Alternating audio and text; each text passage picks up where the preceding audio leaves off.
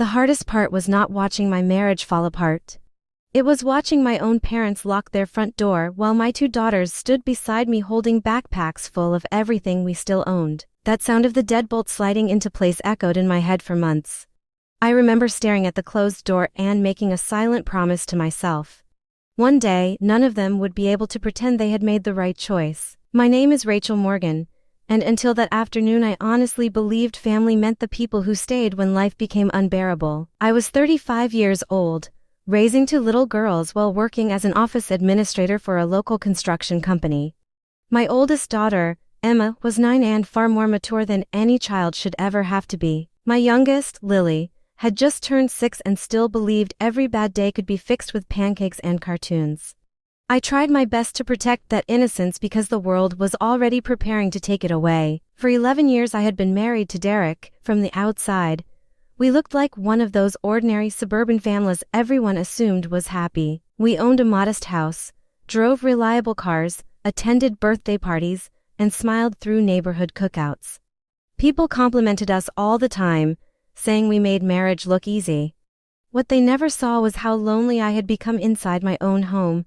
Derek never yelled or slammed doors. Instead, he perfected something far more damaging. He made every problem feel like it belonged to me while taking credit for everything that went right. His career always came first. Every promotion meant longer hours, more business trips, and endless explanations about why the family needed to sacrifice just a little longer. I believed him because I wanted to believe the man I married still existed somewhere beneath the expensive suits and constant phone calls. Then one ordinary Tuesday afternoon, while looking for a recipe on his tablet, a message appeared that changed everything. It was not the first message between him and another woman, but it was the first one I saw. In less than a minute, 11 years of trust disappeared forever. I spent weeks hoping there had been some terrible misunderstanding. Derek apologized with practiced confidence, promised it had ended, and insisted we could fix everything. The words sounded polished, almost rehearsed, but they carried no weight anymore. Every conversation left me feeling emptier than before. Eventually I realized I was not fighting for my marriage anymore, I was fighting my fear of starting over. Once I admitted that to myself, I contacted a divorce attorney and quietly began preparing for a different future. What frightened me most was not raising 2 children alone. It was wondering where we would live while the divorce moved through court. My parents had a large house with 3 unused bedrooms. They had always told me that family came before everything else.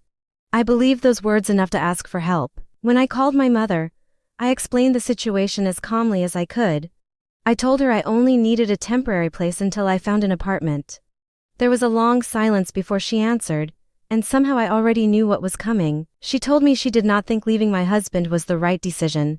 She said every marriage faced difficult seasons and that children deserved 2 parents under one roof. I reminded her Derek had been cheating for almost a year. She sighed as though I were discussing something far less serious than betrayal. Finally she said staying with them would only encourage me to make a mistake I might regret. I ended the call stunned, convinced she simply needed time to process everything. The next morning I packed clothes for myself and my daughters anyway. I drove to the house where I had grown up, hoping face-to-face compassion would replace whatever fear had influenced that phone conversation. Instead, my father stepped outside before I even reached the porch. His expression looked uncomfortable, almost embarrassed, but he never invited us inside. He repeated nearly the same words my mother had used. Going back to Derek would be easier for everyone. He said they loved me but could not support my decision. Emma squeezed my hand so tightly I thought she might cry, but she stayed completely silent. Lily looked between her grandparents and me with confused eyes, unable to understand why nobody was smiling. I swallowed every emotion threatening to break loose because I refused to let my daughters remember me falling apart in that driveway. I thanked my father for his honesty, turned around, and walked back to the car without another word. As I buckled my girls into their seats, I glanced one last time at the house where I had spent my childhood. It no longer felt like home. We spent the first week in a budget motel just outside town. The room smelled like old carpet and industrial cleaner, but it had heat, running water, and enough space for the 3 of us to sleep safely. The girls treated it like an adventure. They built blanket forts between the beds and laughed while sharing microwave popcorn for dinner. Their ability to find joy inside uncertainty reminded me that children often borrow their courage from the adults around them. If I gave up, they would too. The following Monday, I told my supervisor the truth. I expected sympathy. Instead, she asked if I wanted more responsibility. The company had been looking for someone to manage scheduling and payroll, and she believed I was ready. The raise was not life-changing, but it was enough to move us into a small apartment within 2 months. The kitchen cabinets barely closed, the carpet had seen better days, and every room echoed because we owned almost no furniture. Still, when I handed Emma and Lily their own bedroom key, they smiled as though I had bought them a mansion. The divorce lasted nearly a year, but facts are difficult to argue against. School records, medical appointments, parent conferences, and countless documents showed I had been the parent carrying almost every responsibility. The judge awarded me primary custody, and Derek was ordered to pay child support. Walking out of that courthouse, I did not feel victorious because he had lost. I felt relieved because my daughters finally had stability again. Over the next 2 years, my career kept growing.